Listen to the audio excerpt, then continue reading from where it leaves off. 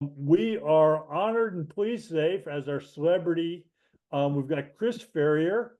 So Chris All right. is a business performance improvement person at IEHP. And let's see, Chris, I jumped on to LinkedIn to get a little bit of information on this, and you're actually a process improvement facilitator level 3. And so, Chris, welcome and tell us a little bit about who you are and what's lean about your job. Sure. Hi, everyone. I am a lean facilitator, and I've made a career out of pursuing sort of lean and the question, why doesn't the whole world think this way? I thought it was very interesting. I was first exposed to lean at Cal Poly as an industrial technology student. And it really kind of got its hooks in me, and again, my whole path that has been leading up to this. I'm in a role now where I get to practice lean full time, and that was a big achievement for me. I ended up having to take some roles where lean was a subset of the duties. For me, it was as a manufacturing engineer at some heavy industry places that were doing manufacturing. And presently, as a facilitator, I help structure thinking as kind of an internal consultant to my organization. We're about a 4,000 person government entity that provides access to healthcare for 2 counties in California. And so I'm on a team with about 12 other people, co-facilitators of mine, and we've got some admin support, some project management support. And what I do specifically is provide structure and coaching for my internal clients, and they're ultimately responsible for performing the thinking and the decision making about how to best improve their processes. So Chris, it's interesting. So just like these students here, you started your lean journey at Cal Poly, being exposed to some ideas. But it's interesting to me that, you said, as you sort of went out, lean, has grown from a portion of your job to now it's sort of a full-time responsibility for you. Yes. I'm kind of impressed that like here's a quasi-government entity administrative that they're doing lean in such a big way in your organization, and it feels a little bit unusual to me. Does it feel that way to you, or like is it in the water there that you guys are more successful applying lean in your organization? I'll tell you, government and healthcare both have a lot of room for improvement. And so it's a target rich environment here. And I'll tell you, my work's not done, right? But we're trying. And IEHP has been on their lean journey since 2015. They started out by bringing in some consultants to help set some structure in place. I think you may have met one of them, John Rubio. Was he a lean celebrity for this class? Yeah, so it was his group. Yep. John Rubio was. Yeah, in fact, John, I met John first when I went to a A3 workshop that was hosted here at IEHP, and he was the instructor through AME. And Yep. then I ended up seeing John again at a couple conferences, and we talked while we were there, and he put in a good word for me to get me into the doors for this job, and so I'm grateful to him for that. But when I first started, uh, I had a dedicated sensei from his group called Simpler Consulting, and was able to sort of be a Daniel-san under a Mr. Miyagi kind of thing, and getting my repetitions in with the skills. And now I'm able to operate without a sensei now. I'm considered a little more senior in the department. I've got a decent command of the techniques and tools, and am actually being looked to kind of help grow up our next generation. So I might have diverged a little bit there, but let me, if I could, I'll just say like two kind of the way we practice here. It started off with identifying value streams. and then having steering teams develop ideas for rapid improvement events. They might be known as Kaizen events, depending on your learning. And we'd have get teams together to actually have a multi-day event with a long completion plan, tail on it, to improve our processes. Right. So Chris, what is your current lean challenge? Is it really sort of focusing on the next generation now at this point, or are there big sort of changes or shifts in the organization that you guys have to adjust for? Yeah, I've really got a juicy one right now. As a government funded health plan, our product is information. Information comes into our black box, so to speak, and information leaves, hopefully with a little more value added. Um, a lot of that information comes in from our members in the form of calls to call centers. We have a large call center staff here. And one of my biggest projects right now is helping this organization learn from the information that our members are telling us in the call centers. Um, if you've ever had to call Verizon or T-Mobile or anybody else like that, right? Calling a call center, people don't do it voluntarily. It's no fun at all, right? And so we're thinking that what can we do to learn about the reasons why people are calling us, and then do something about the root causes of those reasons, so that we can avoid future calls for that same idea. And it's turning out to be incredible work. Our CEO is personally interested in our report outs on this stuff, and um, it's it's really cool because it fits so well with what we've learned about lean, which is value is identified by the customer. So um, our customers probably would prefer not to have to call, but they still need to have their medical needs met, their questions answered. So we're learning how to better provide that value. And the setup for it is pretty clean too for A3 thinking, which is kind of our backbone of structured thinking here. We've got a problem gap. Calls are this high, and we want to cut them in half by the end of the year. Go for it. What gaps are standing in the way of doing that? Hey, Chris, you just heard us, the students are sort of in the phase of their learning where they're trying to, go from an analyze and root cause identification to, potential solutions to problems. When you're coaching your folks how to do that, are the solutions always obvious, or the countermeasures, or do you ask them to go a Mm, little bit deeper, or are they jumping on their first thing? It tends to be a natural human tendency, right?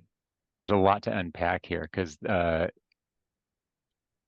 one thing I find is that people, myself included, if I'm honest, will have a sense, a feeling about what is happening and what we should do about it. It's sort of natural for us to think this way.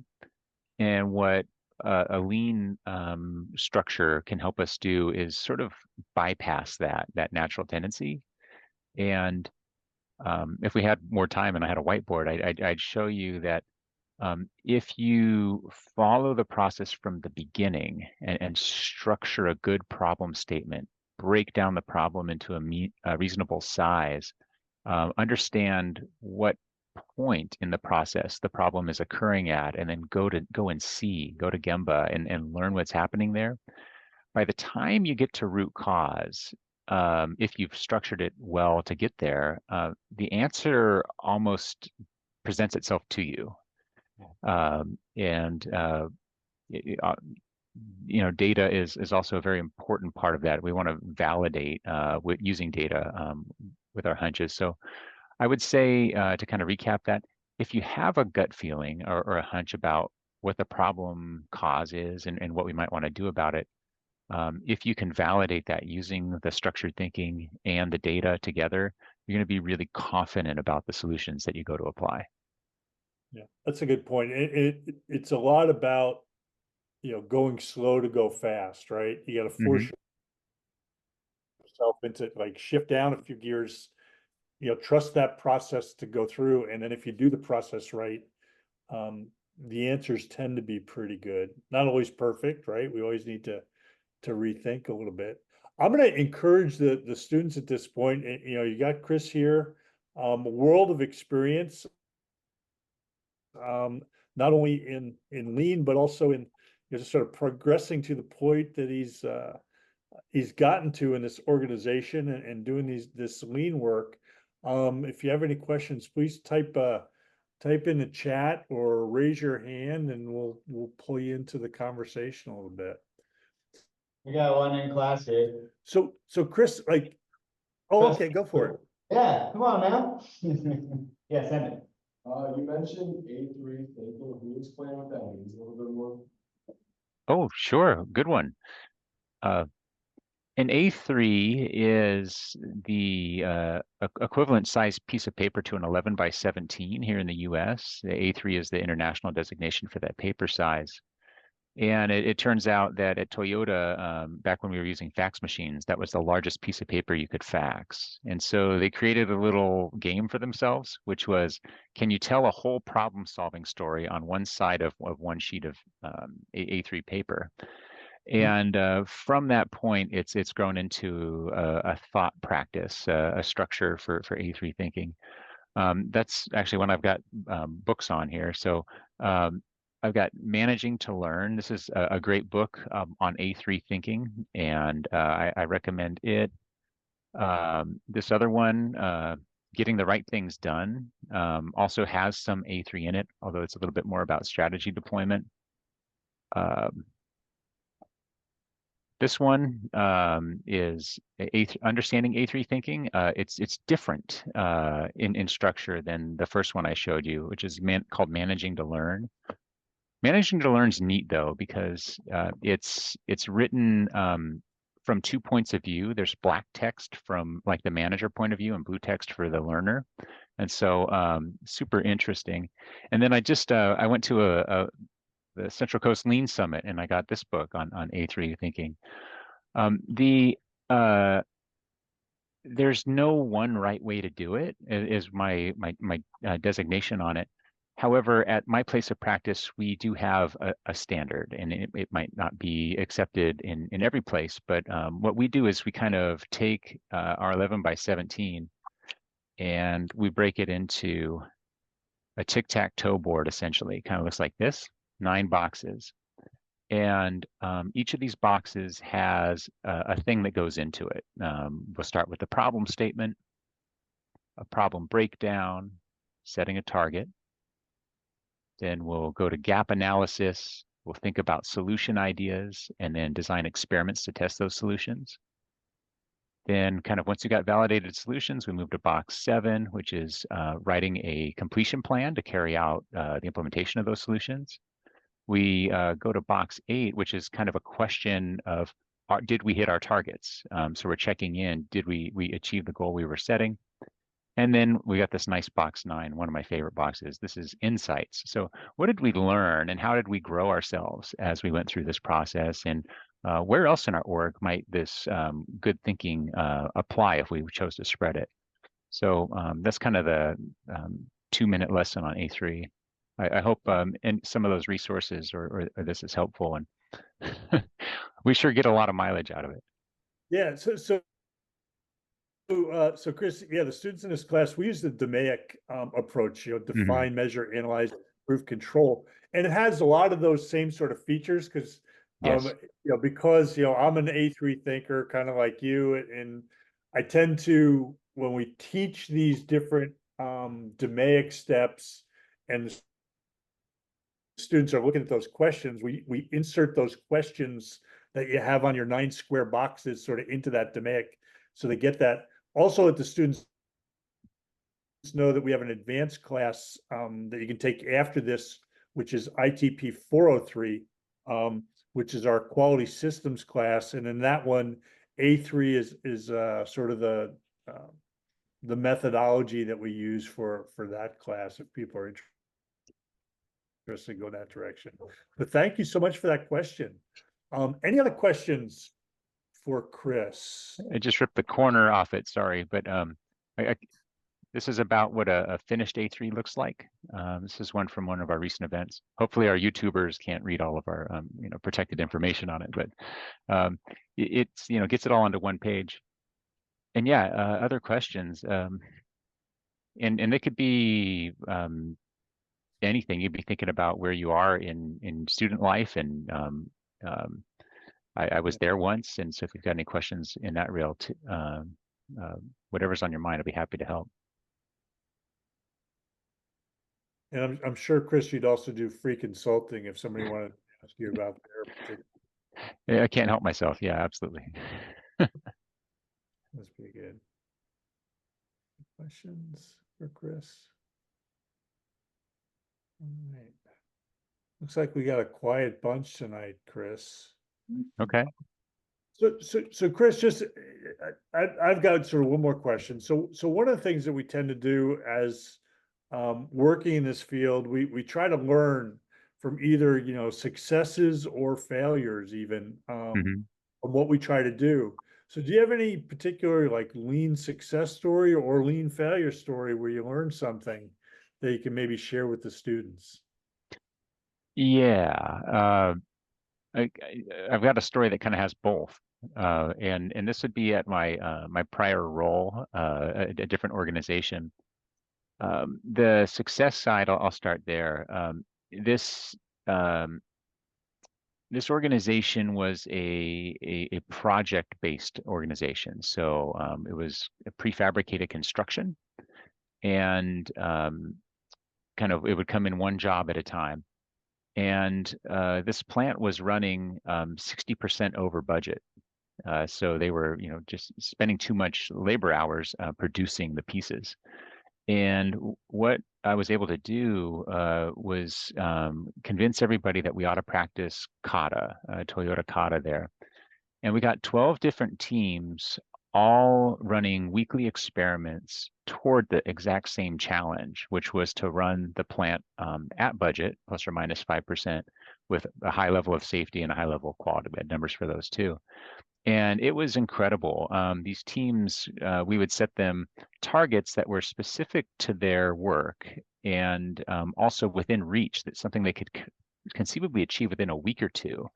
And I had teams that they kept all of their old targets. So like flip through this, on their huddle board, and they had 9, 10 new targets. And look at how many different targets we achieved, and we actually like achieved our goal. And in about 9 months, the plant was running at budget, and because everybody was aligned and taking care of obstacles to achieve it. It was super great. My failure, and this failure resulted in me no longer working there, I believe, was the organization was thinking, we want to kind of align our org around product families. And I said, boy, have I got the solution for you, value stream mapping. Let's do this thing. And I sold it. I sold it hard, and they weren't buying. And also, they said, "Oh, by the way, the kata coaching stuff, like we got that now, Chris. We don't need you to keep coming around for coaching that as well." And they, so they eventually just thought they didn't need me anymore, and asked me to leave. So, kind of the key maybe lesson there is leadership buy-in makes all the difference. And we will rise and fall as practitioners based on that commitment. So Yeah. I hope that was a reasonable story. It's a true story that had joy and pain in it for me personally. Oh, that's good. And I think we learn those lessons, and they're lessons, hard won, I guess, and Mhm, very valuable as we sort of go forward with this stuff. mhm, But so Chris, I think we're gonna go ahead and wrap it up at this point. mhm. And the Oh, one way we got one more question if we have oh, you time. got one more question? Okay, go for it. Yeah, so you're talking about leadership buy-in. So it sounds like you sold the tools really well, but how would you say as like a lean professional, how do you sell yourself to the leadership beyond just the tools that you're using? Yeah, great question. So how do we sell ourselves to leaders beyond the tools? Uh, it comes from a posture in the heart, which is a desire to serve. And if you come to it from that direction, you will look and hear and listen what it is that the leader needs, and you can find a way to help them get it. And sometimes that might mean not applying the tool exactly the way you learned it from the book or the way a website recommends it, but you can adapt your practice to meet the need of the day. And it's a little bit about understanding the game you're playing, the situational environment you have, and asking, how can I be of help here? How can I add value? And it's through a track record of delivering, what I'll say, things that taste good to the leaders, that you are blessed with more work. Did that answer the question for the? Yes, Thank yes. you. All right, Fantastic question too, by the way, I love it. yeah. All right, so Chris, we're gonna go ahead and wrap this up at this point. It's been great talking to you, and I know we're gonna talk more in the future as we sort of forge a little bit closer working relationship Mhm. as we've sort of reconnected of recent. You did a great job helping out with the summit, Thank you. and we're going to be doing some other things together.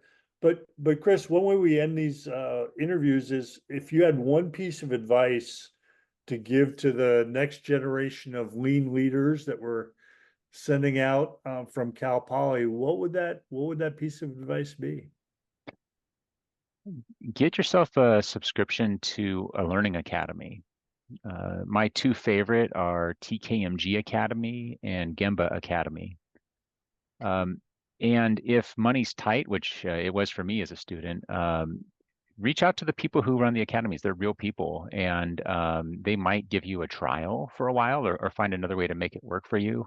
Kevin at Gemba Academy helped me out with that for a year, and it accelerated my practice so much because I could get great information and then go back out and try it and apply it. So that's the best way to grow your learning, I think, is those video-based academies that are a little bit behind paywalls. Well, Chris, thanks. That's great advice, and yeah, so people should be out there looking for that additional learning. So thank you for that. All right, so the other way we wrap this up, if everybody could pop on their video, Chris.